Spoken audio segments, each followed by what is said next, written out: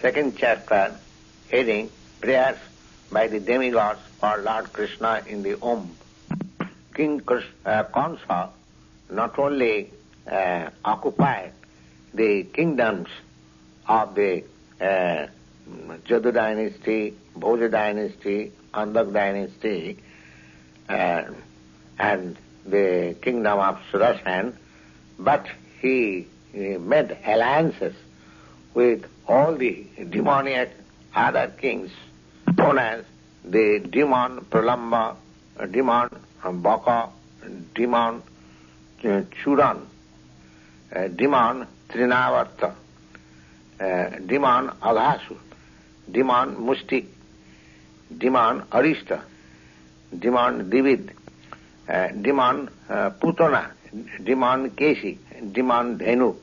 At that time, Jarasandha was the king of Magad province, at present known as Bihar state.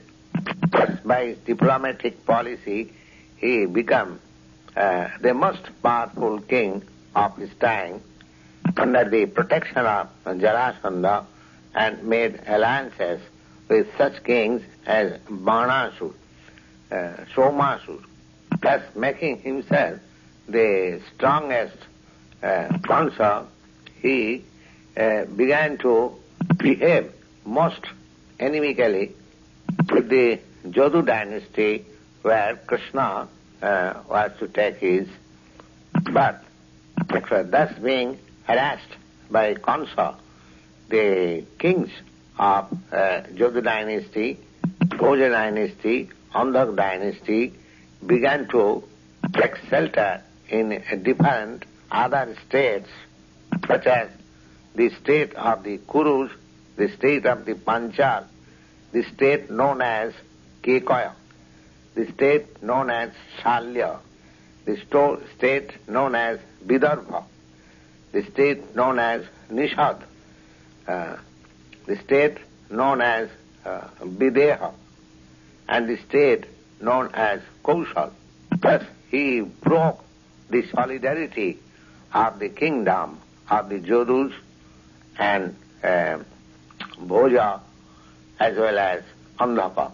Practically he made his position as solid as anything within the vast tract of land known at that time as Bharatvarsha. Next paragraph. When Kansa killed 6 babies of Devaki and Vasudeva, one after another, many friends and relatives of Kansa approached him and requested him not to continue these heinous activities. Actually, all of them became worshipper of Kansa. When Devaki became pregnant for the 7th time, at that time, the plenary expansion of Krishna is known as Ananta. He appeared within the womb of Devaki. At that time, Devaki was overwhelmed both by jubilation and lamentation. She was joyful that she could understand that Lord Vishnu has taken shelter within her home, but at the same time she was sorry that as soon as her child will come out, Kansa would kill him. At that time, the Supreme Personality of Godhead, Krishna, being compassionate with the fearful condition of the Jodhus out of atrocities committed by Kansa, he ordered the Yogamaya, or the internal potency of the Lord, because he is not only the Lord of the universe, but he is specifically the Lord of the Jadu dynasty. This Yogamaya is the chief of all potencies of the personality of Godhead. In the Vedas, it is stated that the Lord, the Supreme Personality of Godhead, has got multi-potencies. Parasa Shakti Vividhaivasyati. All those different potencies are acting externally and internally, and Yogamaya is the chief of all such potencies. We order her to appear in the land of Brajabhumi, Vrindavan, which is always decorated and full with beautiful cows. Vrindavan, Rohini, one of the wives of Vasudeva, is residing at the house of King Nanda and Queen Jasoda.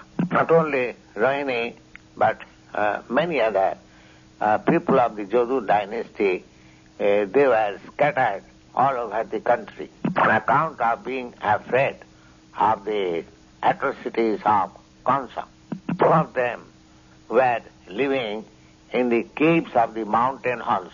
The Lord also informed Yogamaya that under the imprisonment of Kansa, Devaki and Vasudeva are there, and at the present moment, within the womb of Devaki, my plenary expansion, Sesha, is there. You can just arrange transfer of the Sesha womb from Devaki to the womb of Rohini. Just after this arrangement, I am personally going to appear within the womb of Devaki with my full potencies, and I shall appear as the son of Devaki and Vasudeva, and you should appear as the daughter of Nanda and Jasoda in Vrindavan.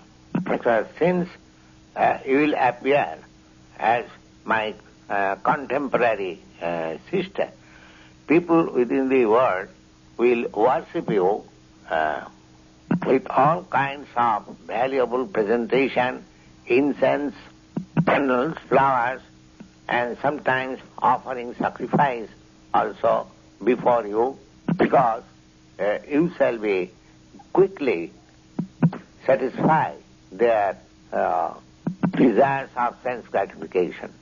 People who are after materialistic perfection would worship you under different forms of your expansion, and they would be named like Bhadrakali, Vijaya, Vaishnavi, Kumuda, Chandrika, Krishna, Madhavi, Kannaka, Maya, Narayani, Ishani, Sarada, Ambika. And so since Krishna and Yogamaya appeared as contemporary brother and sister, or in other words, the supreme powerful, the supreme power. Although there is no remarkable distinction between the powerful and the power, still power is always subordinate to the powerful. Those who are materialistic, they are worshippers of the power, but those who are transcendentalists, they are worshippers of the powerful. Krishna is the supreme powerful, and Durga within this material world is the supreme power. Actually, people in the Vedic culture worship this powerful and the power. There are many hundreds and thousands of temples of Vishnu and Devi. Sometimes it is also found that people worship both the powerful and the power simultaneously.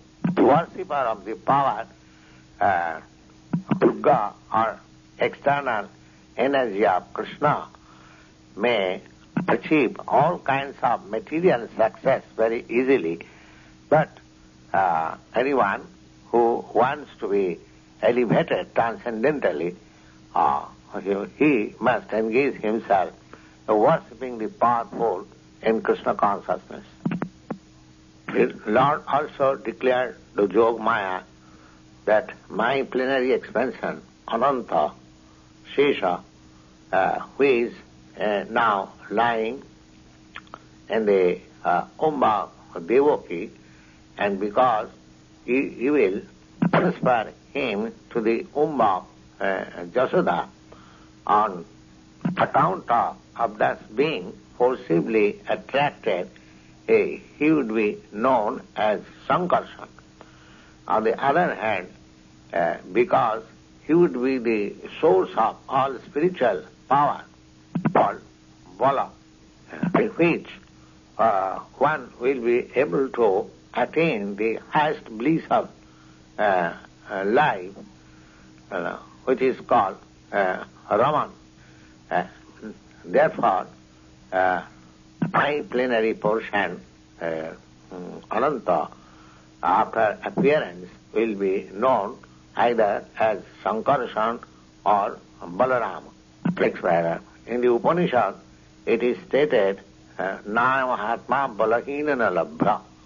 But is, nobody can attain the supreme form of self-realization without being sufficiently favored by Balaram. Bala means Balaram. It is not that Bala means physical strength. Nobody can attain spiritual perfection by his physical strength, but one must have a spiritual strength which is infused by Balaram or Sankarshan. Ananta, Sesha Naga, he is the power which sustains all the planet in their defined position. Materially, this sustaining power is known as law of gravitation, but actually it is the display, the potency of Sankarshan. So Balaram or Sankarshan is spiritual power or the original spiritual master. Therefore, Lord Nityananda Prabhu, who is also incarnation of Balaram, is the original spiritual master. And the spiritual master is representative of Balaram, or the Supreme Personality of Godhead, who supplies the spiritual strength. In the Chaitanya Chaitamrita, it is confirmed that the spiritual master is the manifestation of mercy of Krishna.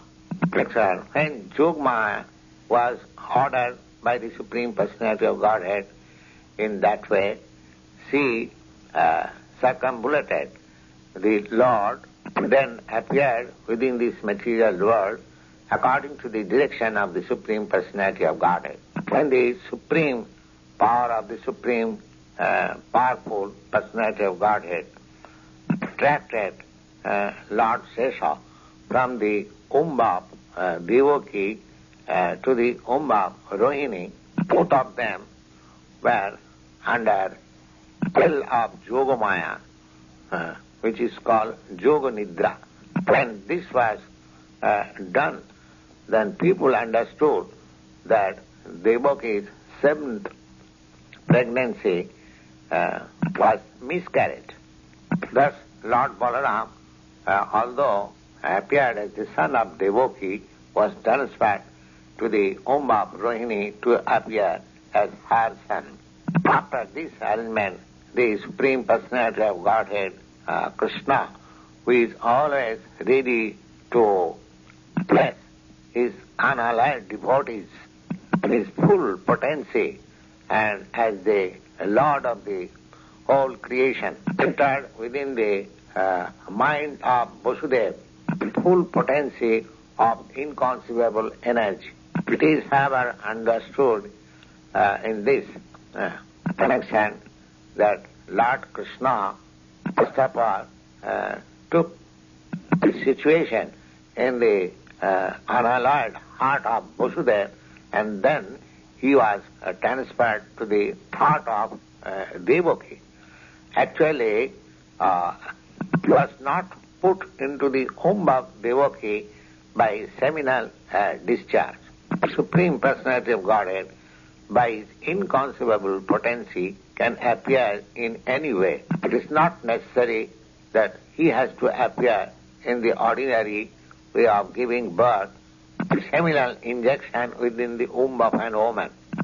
Thus, when Vasudeva was sustaining the form of the Supreme Personality of Godhead within his heart, he appeared just like a glowing sun, whose shining rays are always unbearable and scorching to the common man. The form of the Lord, situated in the pure, unalloyed heart of Vasudeva, is not different from the original form of Krishna. Appearance of Krishna's form anywhere, specifically within the heart, is called Dhamma. Dhamma means not only Krishna's form, but his name, his form, his quality, his paraphernalia, everything become manifest simultaneously. Thus the eternal form of the Supreme Personality of Godhead with full potencies was transferred from the mind of Vasudeva to the mind of Devaki, exactly like the sunshine transferred to the full moon rising from the eastern direction.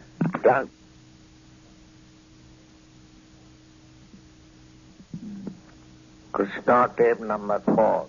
Thus, Krishna, the Supreme Personality of Godhead, entered the body of Devaki from the body of Vasudeva without any condition of the ordinary living entity. When Krishna was there, it is to be understood that all his plenary expansions, such as Narayana and incarnations like Lord Nrsimha Varaha, everyone was with him without any condition of material existence.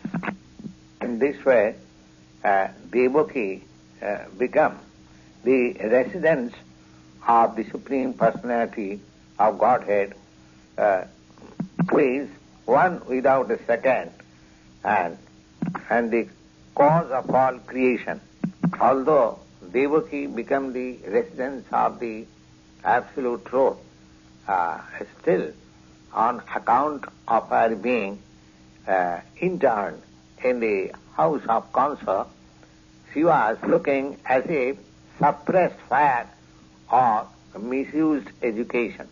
When fire is covered by the walls of a pot, or in other words, when fire is kept in some jug, actually the illuminating rays of the fire cannot be appreciated very much.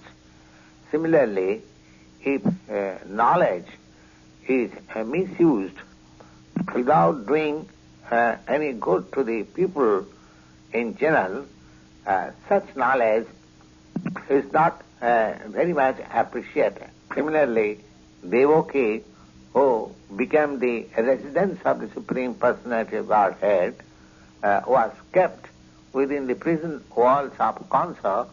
Therefore, people could not see the transcendental beauty of Devaki on account of conceiving the Supreme Personality of Godhead. Next paragraph. When Kansa, however, saw the transcendental beauty of his sister Devaki, he concluded that certainly the Supreme Personality of Godhead has taken shelter now in the womb of Devaki, because she was not so wonderfully beautiful before.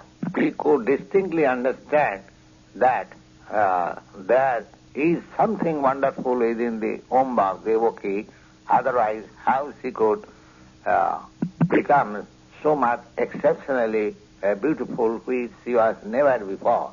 In this way, Kansa became perturbed within his mind because he became assured that the Supreme Personality of Godhead would kill him in future, must has already been there. Kansa thus began to think within himself what is to be done now with Devaki, because surely she has now Vishnu or Krishna within her home. It is sure and certain that Krishna has come to execute the mission of the demigods. So even if I kill Devaki immediately, his mission cannot be frustrated. Kansa knew it very well that the purpose of Vishnu nobody can frustrate. Any intelligent man can understand that the laws of God cannot be violated. His purpose must be served in spite of all impediments offered by the demons. If I kill Devaki at present moment, Vishnu will enforce his supreme will more violently. Besides that, if I kill Devaki just now, it would be the most abominable action on my part. Nobody desires to kill his reputation even in awkward situation. So, if I kill Devaki just now, all my reputation will be spoiled. Devaki is an woman and she is under my shelter. She is pregnant, and if I kill her immediately, all my reputation, result of past activities and duration of life must be finished. He also began to deliberate that a person who is too much cruel, he lives even in his lifetime as dead, because nobody likes a cruel person.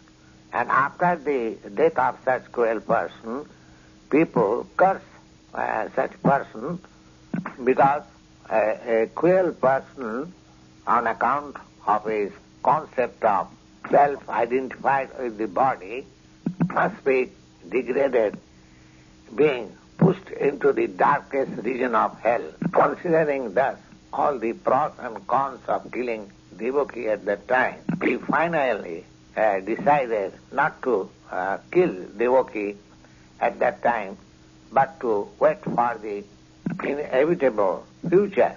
But his mind became absorbed in animosity with personality of Godhead. Thus he patiently waited for the deliverance of the child, expecting to kill him as he had done previously with other babies of Devaki.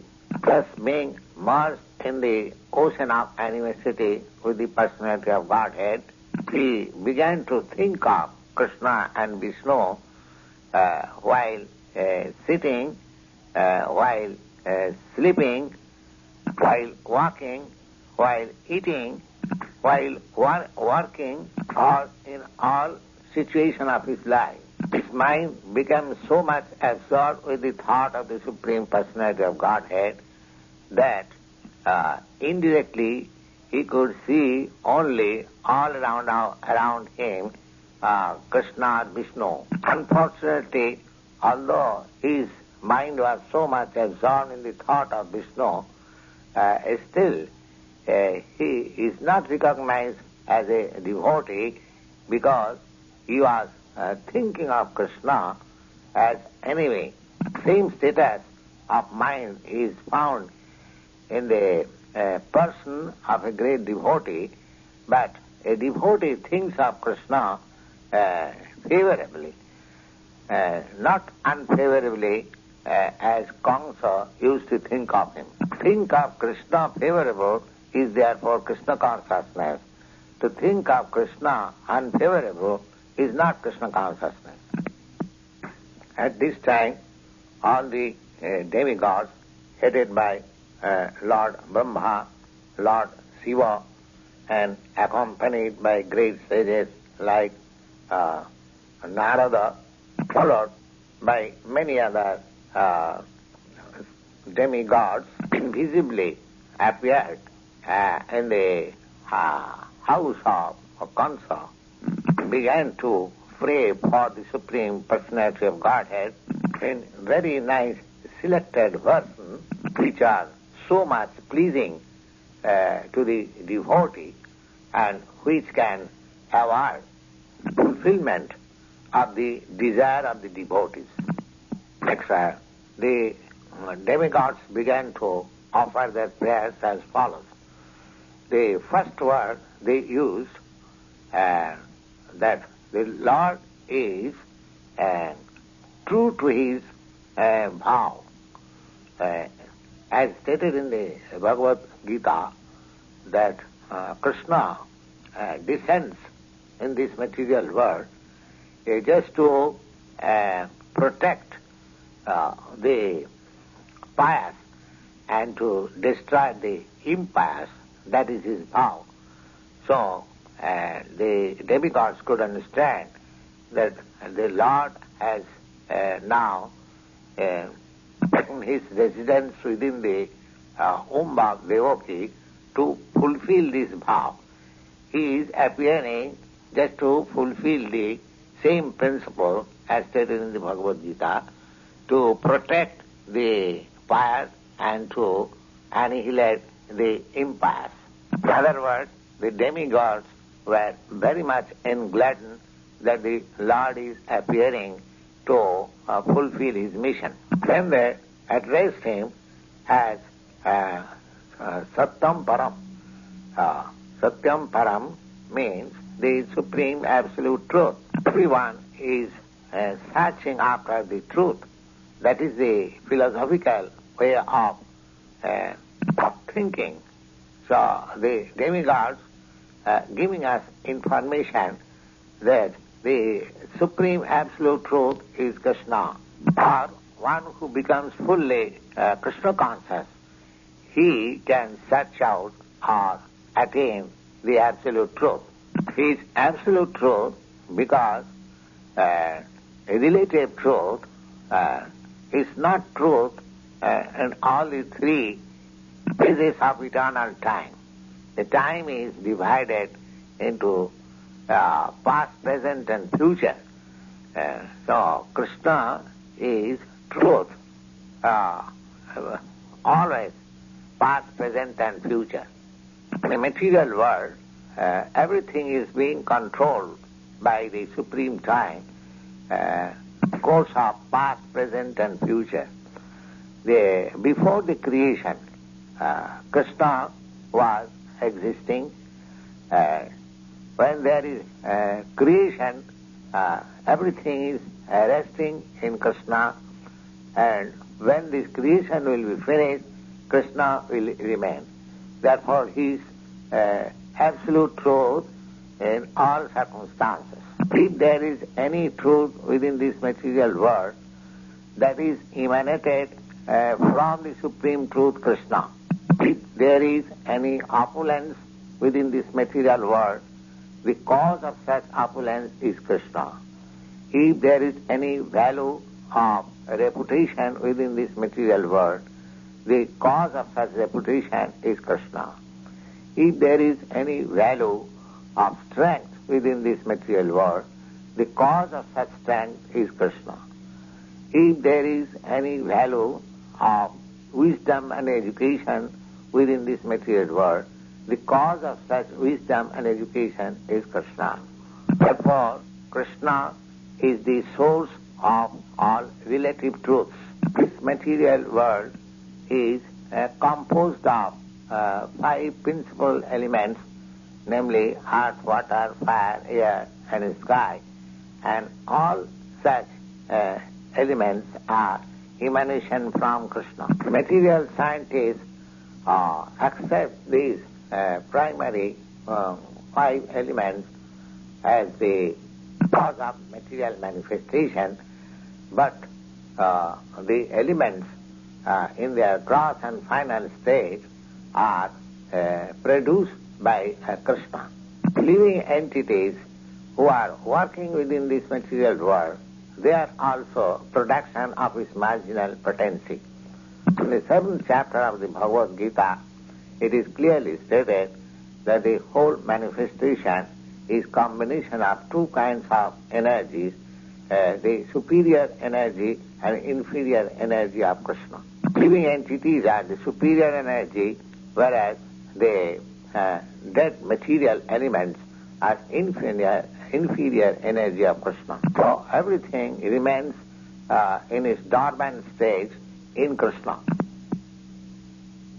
Next verse, the demigods continued to offer their respectful prayers unto the supreme form of the personality of Godhead, Krishna, by analytical study of the material manifestation. What is this material manifestation?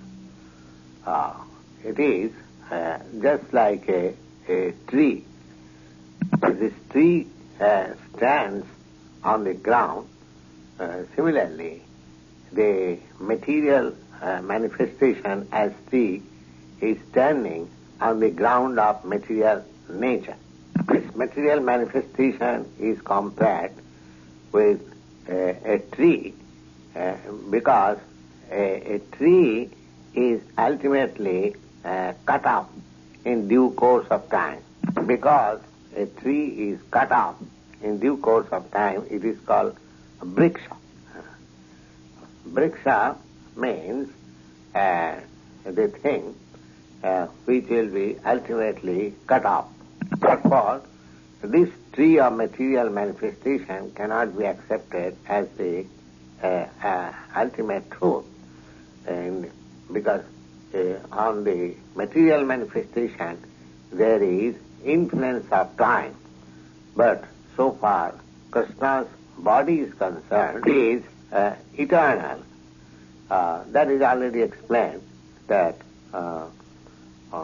he existed before the material manifestation is existing while the material manifestation is continuing, and when the material manifestation will be dissolved, at that time Krishna will continue to exist.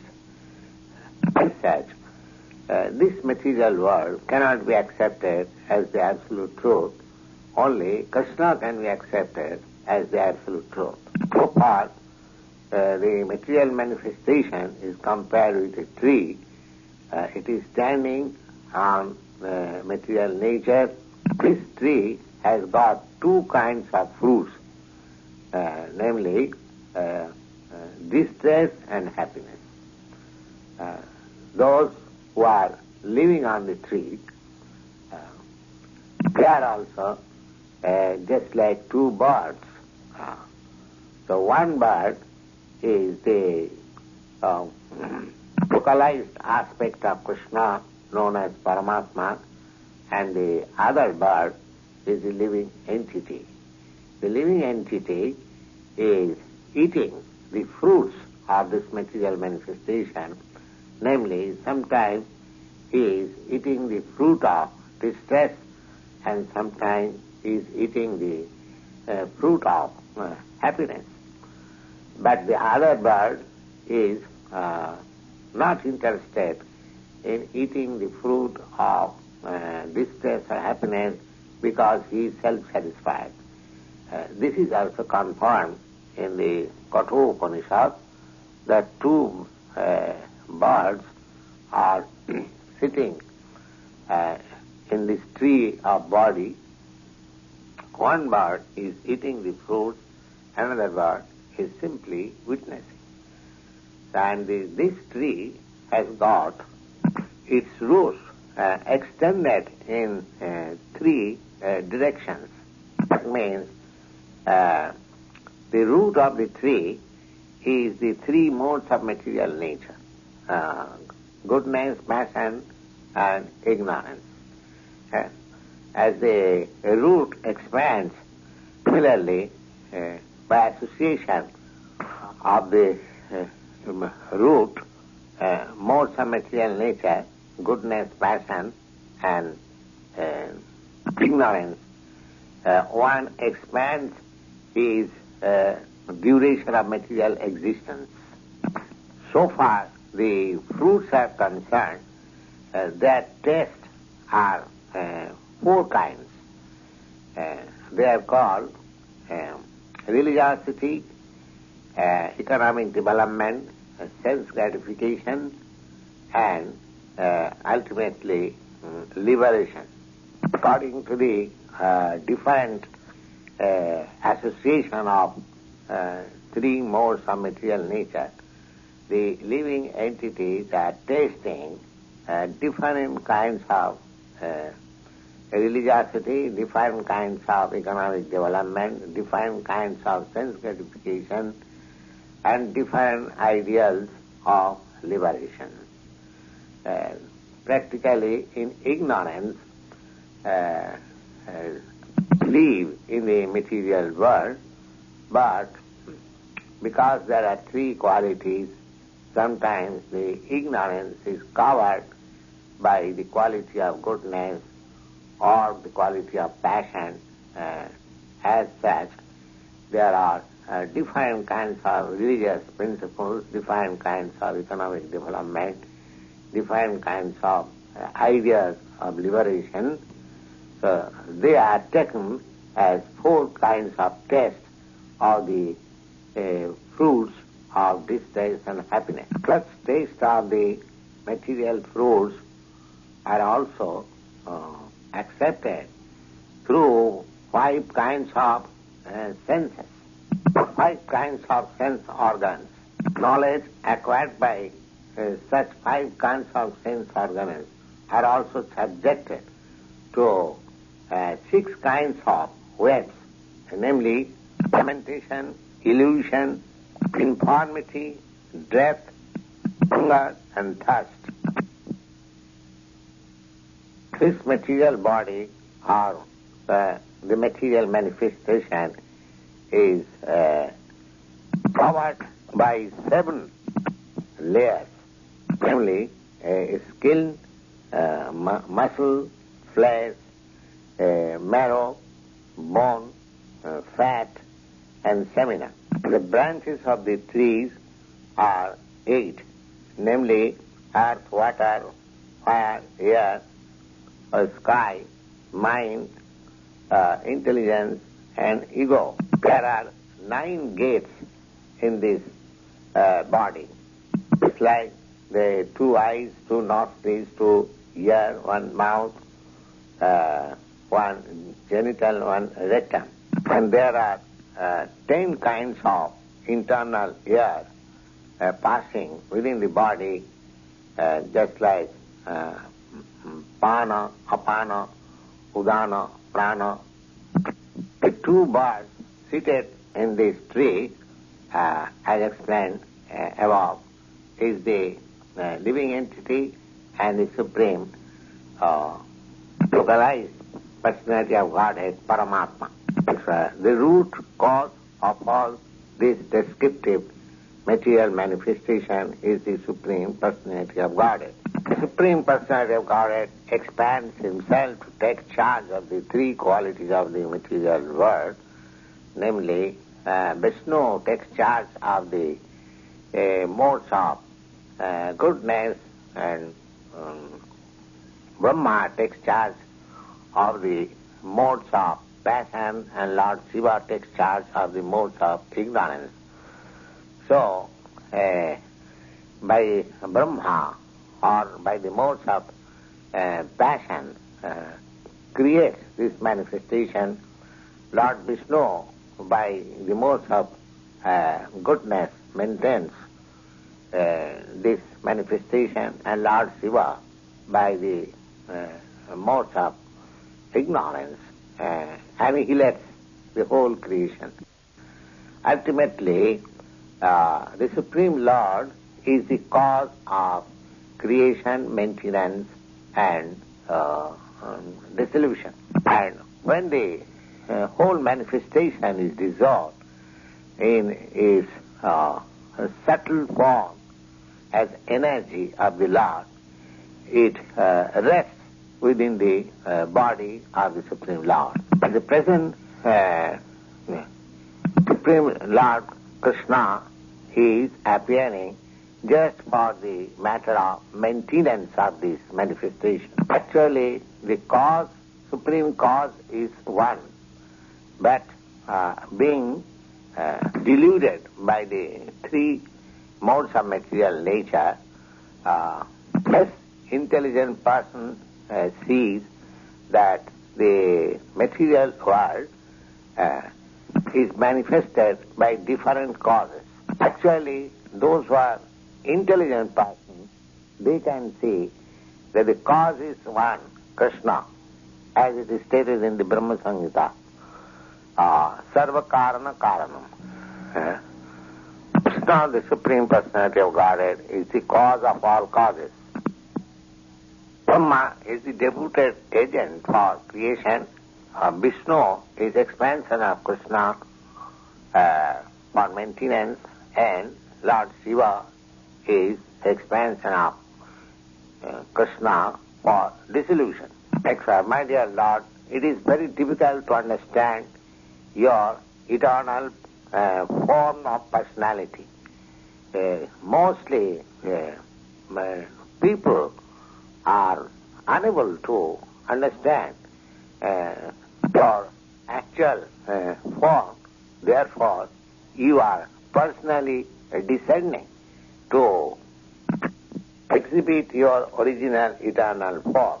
Clearly, people can understand somehow the different incarnation of your Lordship, but they are puzzled to understand the eternal form of Krishna with two hands and moving amongst the human beings exactly like one of them. This eternal form of your Lordship is ever increasingly transcendental pleasure for the devotees.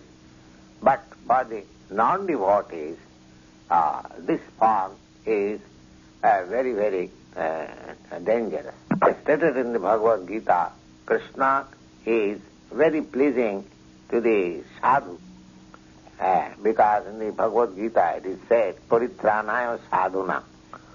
But this form is very much dangerous for the demons, because Krishna descends also to kill the demons.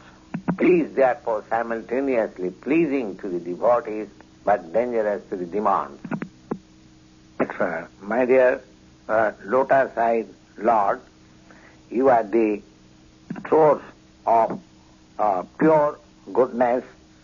Therefore, there are many great sages who simply by samadhi or transcendentally meditating upon your lotus feet, thus being absorbed in your thought, they have easily transformed the great ocean of nescience created by the material nature as if a pit impressed by the hoop of a calf. The purpose of meditation is to focus concentration of mind upon the personality of Godhead, beginning from his lotus feet. By doing so, simply by such meditation on the lotus feet of the Lord, great sages, they cross over this vast ocean of material existence without any difficulty. All the self-illuminated, the great saintly persons who have crossed over the ocean of nescience by the help of the transcendental boat of your lotus feet, they have not taken away such boat. They are still lying in this side. The idea is that if you take a boat to cross over a river, the boat also goes with you the other side of the river. So when one reaches the destination, how the same boat can be available to others who are in this side.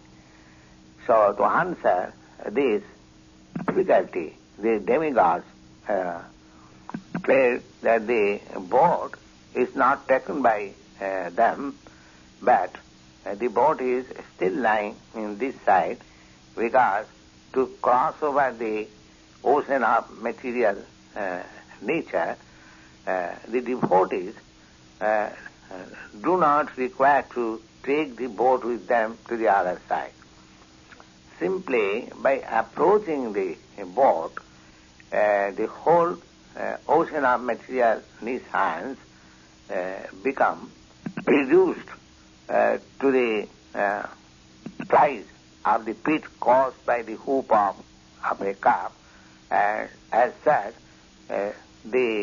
without taking the boat the other side, they simply cross the ocean immediately. Because such great saintly persons are compassionate for all other conditioned souls, so the boat is still lying, or the lotus feet of the Lord one can meditate upon at any time, and by doing so one can cross over the great ocean of material existence.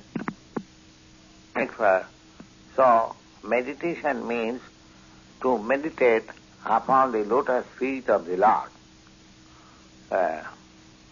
Lotus feet is indicating the Supreme Personality of Godhead.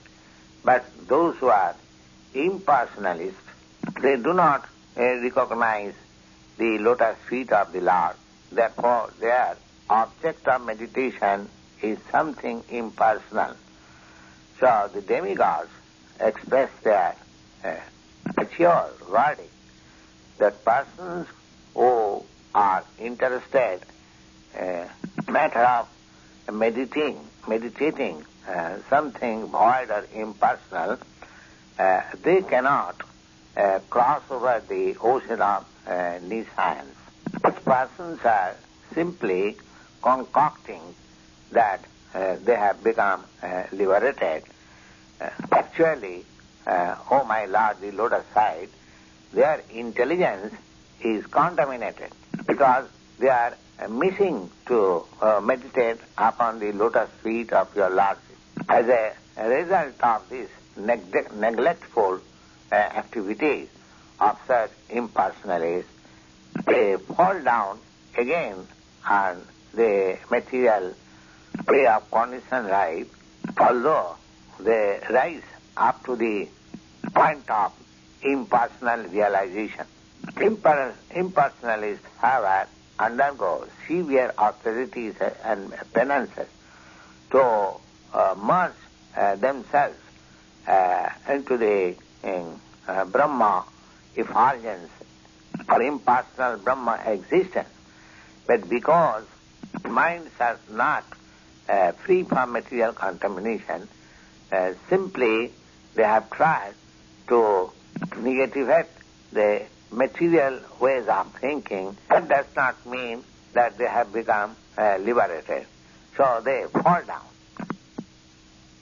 In the Bhagavad Gita it is stated that the impersonalist has to undergo great tribulation in realizing the ultimate goal.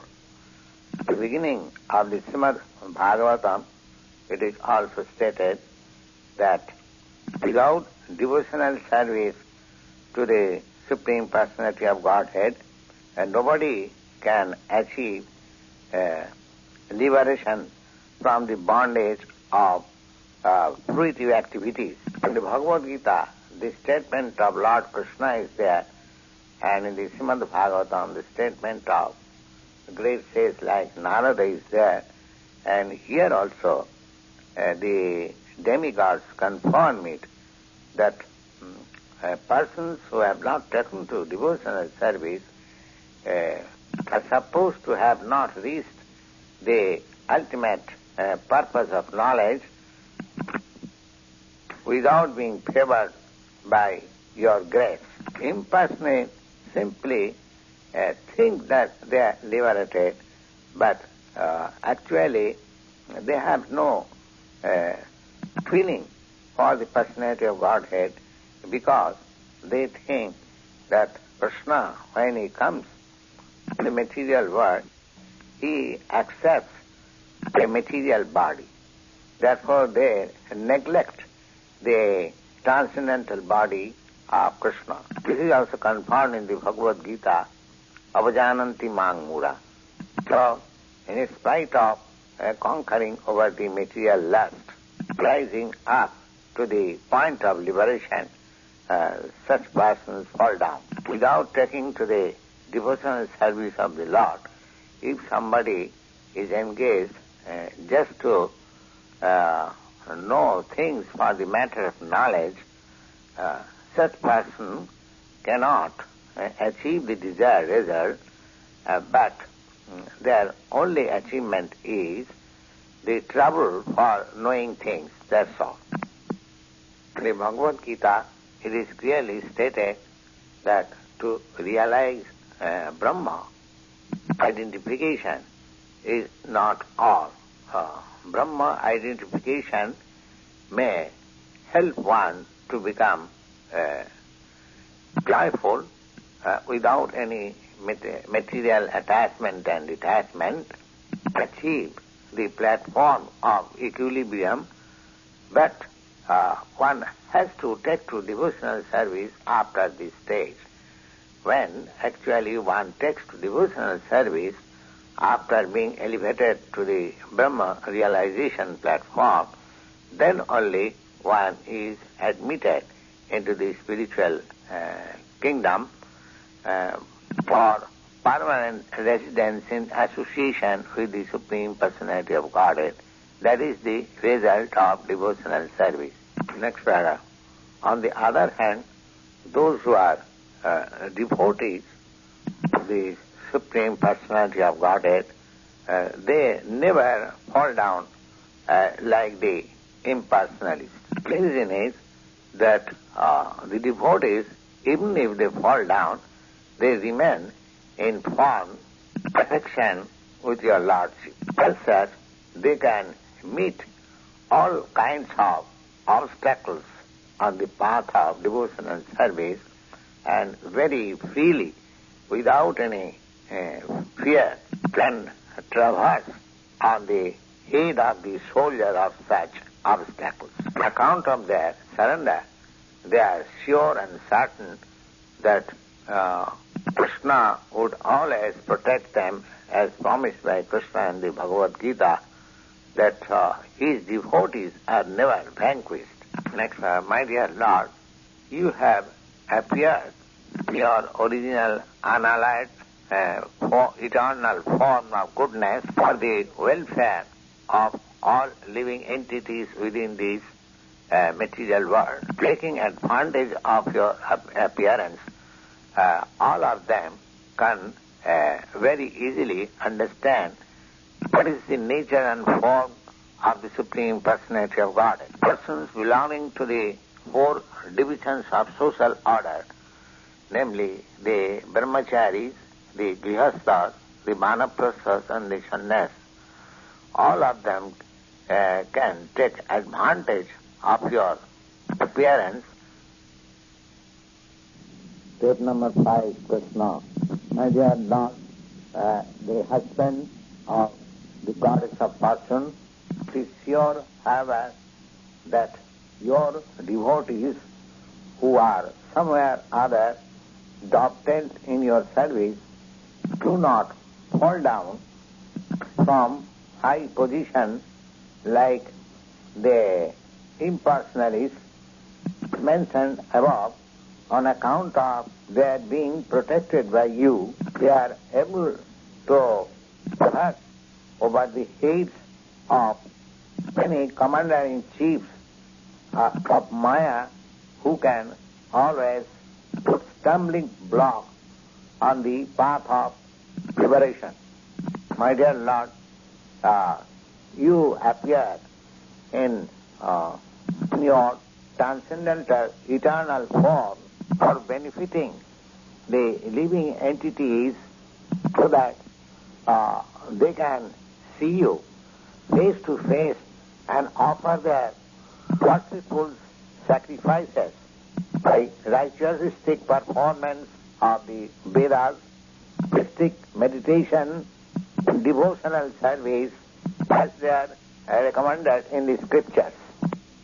My dear Lord, if you would not have appeared in your eternal transcendental form, full of bliss and knowledge, which can eradicate all kinds of speculative ignorance about your position in truth, then all people would simply imagine about you according to their respective modes of material nature. That's why the appearance of Krishna is the solution of all imaginative iconography of the Supreme Personality of Godhead. Everyone imagines the form of the Supreme Personality of Godhead according to its mode of material nature. Just like in the Brahma Samhita, it is said that the Lord is the oldest person. As such, some section of religion is imagined that God must be very old. Therefore, they depict the form of the Lord like a very old man. But in the same Brahma Samhita, it is contradicted that although he is the oldest of all living entities, and he has his eternal form as a fresh, youthful person.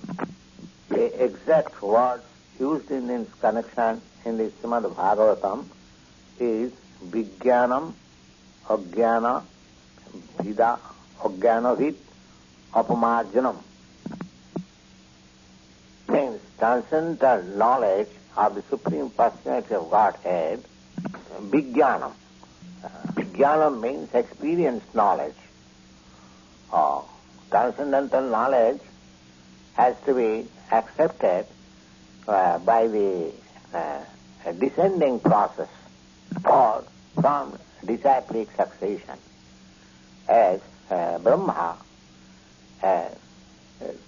presents the knowledge of Krishna in the Brahma Samhita, this is Vijnanam. As he realized by his transcendental experience, so he presented the form and the pastimes of Krishna in the transcendental abode. So this is called Vijnanam. And this Vijnanam, actually Vijnanam means Ajnanavit, which can smash all kinds of speculation in ignorance. People are imagining about the form of the Lord, sometimes no form, sometimes form according to their different imagination. But the presentation of Krishna in the Brahma Samhita is Vijnana, is scientific experience knowledge given by Lord Brahma and accepted by Lord Chaitanya. So there is no doubt about it.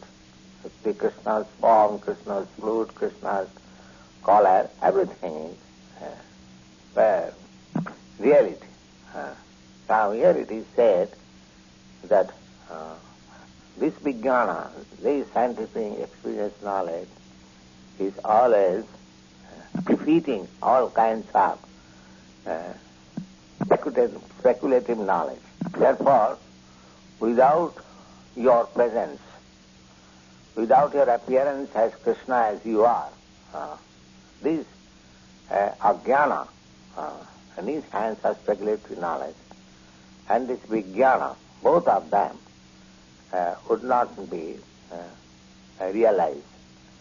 Ajnana marjana apamarjana. By your appearance, the speculative knowledge of ignorance will be vanquished, and by your appearance, the real knowledge, experience knowledge of authorities like Lord Brahma will be established. There are men influenced by three kinds of the modes of material nature, and they imagine their own God according to the modes of material nature. In this way, God is presented in various ways, but your appearance will establish what is the real form of God. The highest blunder committed by the impersonalists is that when God comes, when incarnation of God comes, he accepts the form of matter in goodness. But actually, the form of Krishna or Narayan, that is transcendental to any material ideas. Even the greatest impersonalist, Shankaracharya, has admitted that Narayana para of Bhaktya, this material creation is caused by the Bhakta, impersonal manifestation of matter, or non-phenomenal or total reservation of matter. But Krishna is transcendental to such material conception. That is expressed in the Srimad Bhagavatam, Shuddha Satya. Shuddha Satya, Vishuddha Satya, that means transcendent. He does not belong to material modes of goodness, but he is above that position of material goodness. He belongs to the transcendental, eternal status of bliss and knowledge. Dear Lord, when you appear in your different incarnations, such incarnations have different names and forms according to different situation. Just like Lord Krishna is your name because you are all attractive. You are called Shama Sundar because account of your transcendental beauty. Shyama, blackish, and still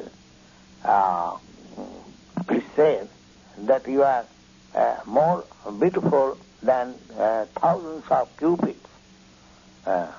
Kandappa Koti Kavani. The material world, nobody blackish in color can be beautiful. But because you are transcendental absolute, even you appear in a color which is compared with the blackish cloud, still your beauty is many more times than the delicate body of Cupid. You are sometimes called Giridhari on account of lifting the hill known as Govardhan. You are sometimes called Nandananda or Vasudev or Devaki Nanda because you appear as the son of Maharaj Nanda or Devaki or Vasudev.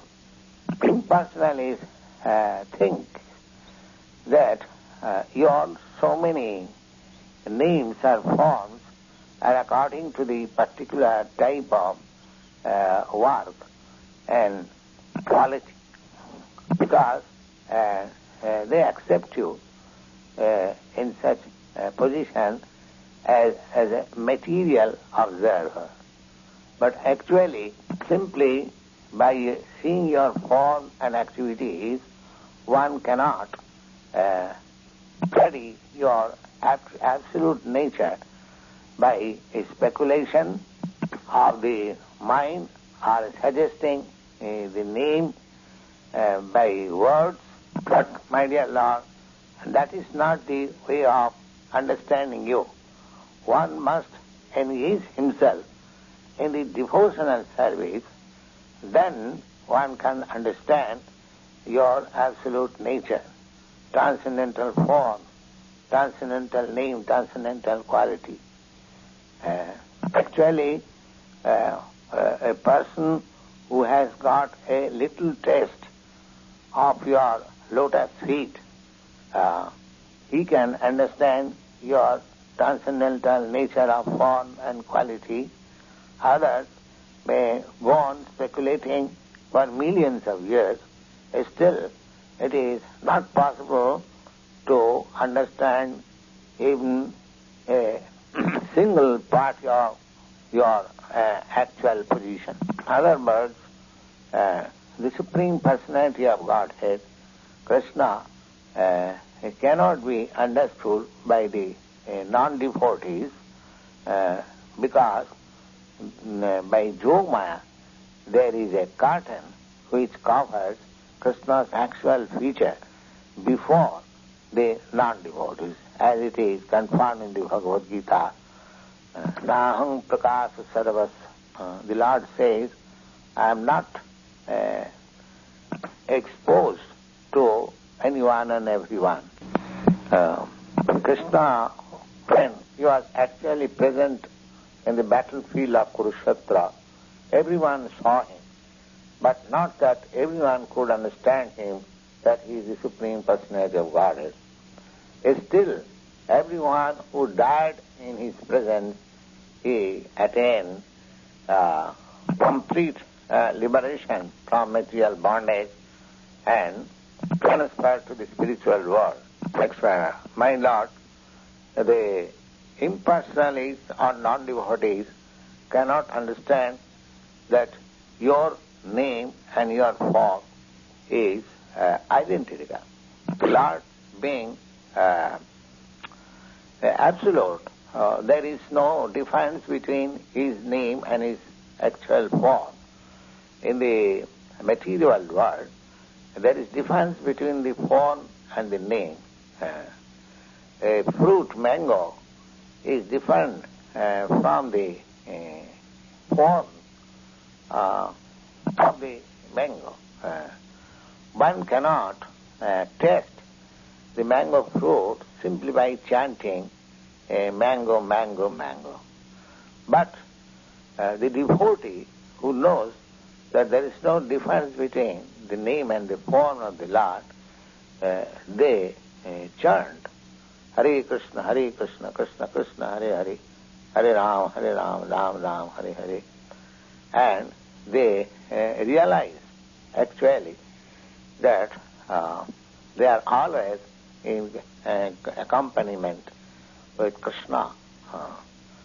Persons who are not very much advanced in the absolute knowledge of the Supreme, for them Lord Krishna exhibits his transcendental pastime so that they can simply think of the pastimes of the Lord, and still they get the same benefit. Because as there is no difference between the transcendental name and form of the Lord, similarly there is no difference between the transcendental pastimes and the form of the Lord. People who are less intelligent, just like the woman class, the liberal class, or the mercantile class, for them, the great sage Vasudev wrote Mahabharata. In the Mahabharata, Krishna is there in his different activities. So, Mahabharata is the history.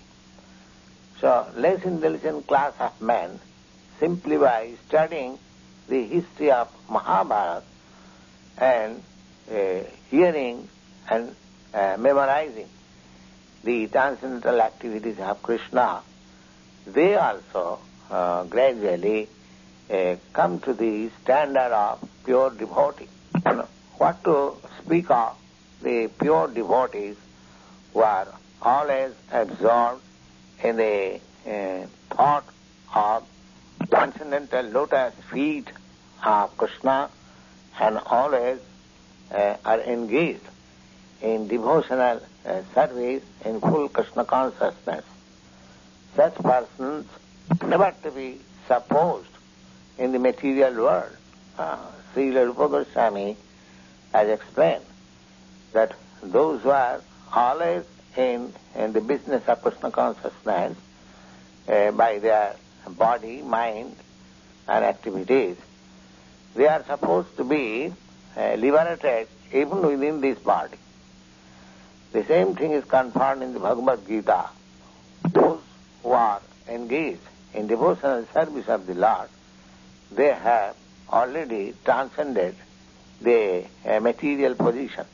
The appearance of Krishna means giving chance both to the devotees and non-devotees for ultimate goal of life. The devotee gets a direct chance of seeing him and worshipping him, and those who are not on that platform, they get the chance of memorizing his activities and thus elevated to the same position. My dear Lord, the Supreme Controller, we understand that just on your appearance on this earth, all the demons like Kansa and Jarasandha will be vanquished. All auspiciousity will be ushered into this world on your appearance. And because you shall walk on the globe by your lotus feet, there will be impression of the marks on your soul, namely the flag, the trident, the thunderbolt, etc. And by seeing those marks impressed on the surface of the globe, not only this earth will be considered as having been graced by you, but we who are in the heavenly planets, the upper space, we shall also be glorified by seeing such marks. Next paragraph. My dear Lord, you are unborn. Therefore, we do not find any reason for your appearance than your pleasure pastimes. Although the reason of appearance of the Lord in the Bhagavad Gita is stated that he descends just to give protection to the devotee and to vanquish the non-devotee, actually he descends for pleasure meeting with devotees, not for vanquishing the non-devotees. The non-devotees can be vanquished simply by one fix of material nature. The action and reaction of the external energy, material nature, the creation of the material world and annihilation of it or maintenance of it are being carried on automatically and simply by taking shelter of your holy name, because your holy name and your personality is non-different. So, if the devotee can take shelter of your holy name, it is sufficient for their protection. In other words, the protection of the devotees and annihilation of the non-devotees actually is not the business of the Supreme Personality of Godhead, but when he descends, it is just for his pleasure transcendental. There cannot be any other reason for his appearance. So, my dear Lord, you are appearing as the best of the Jodu dynasty, and we are offering our respectful, humble obeisances unto your lotus feet. Before this appearance, you also appeared as the fish incarnation, as the horse incarnation, as tortoise incarnation, as the lion and man combined incarnation, as boar incarnation, as swan incarnation, as the king Ramchandra incarnation, as Purushottam incarnation. Similar, many other incarnations you appeared just to protect the devotees. Similarly, we request you that your present appearance as the Supreme Personality of Godhead himself give us similar protection all over the three worlds and remove the obstacles for peaceful execution of our life. Next paragraph. My dear Mother Devaki, within your home is the Supreme Personality of Godhead, appearing along with his all plenary extension. He is the original Personality of Godhead appearing for our auspiciousity. Therefore, you should not be afraid of your brother, the king of Bhoja. Your son, Lord Krishna, who is the original Personality of Godhead, will appear for protection of the past Jodu dynasty. The Lord is appearing not only alone, but accompanied by his immediate plenary portion, Baladev. Actually, Devaki was very much afraid of his brother Kansa because he had already killed so many children of her. So she used to remain very much anxious about Krishna. So there is a statement in the Vishnu Purana that in order to pacify Devaki, all the demigods along with their wives used to visit always to encourage her not to be disappointed and afraid of her son being killed by Kansa. Because Krishna, who was within his home, was to appear not only for diminishing the overburden of the world, but specifically to protect the interest of the Jodu dynasty, and what to speak of Devaki and Vasudeva. In the previous verse, it is understood that from the mind of Vasudeva, Krishna was transferred to the mind of Devaki, and from the mind, the Lord was within the womb of Devaki. Thus Devaki being the mother of Krishna, she was worshipable by all the demigods.